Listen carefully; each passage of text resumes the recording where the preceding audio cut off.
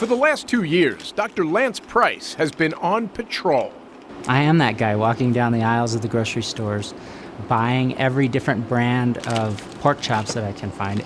He's been tracking some of the most dangerous bacteria in our food supply.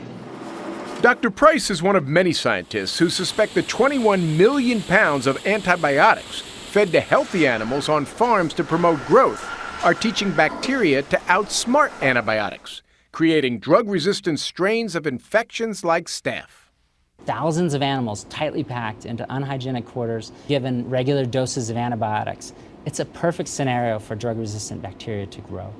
Dr. Price's team tested 136 meat and poultry samples from grocery stores nationwide and found 47% contaminated with staph.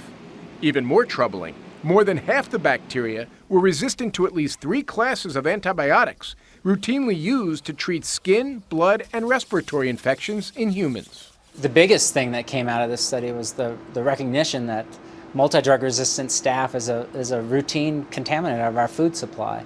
Even though staph can be killed by cooking meat at the proper temperature, it still poses a risk. If I was sitting here handling a piece of poultry and I was doing it on this counter and then I didn't properly clean it up, I am then making my baby's bottle. I have the potential of contaminating whatever bacteria is in the meat on the baby bottle and giving it directly to the baby and the baby being sick. So we could end up seeing the baby here because Correct. of the poultry bought in the supermarket. Correct. One recent study found nationwide more than 50% of all skin and soft tissue staph infections were antibiotic resistant.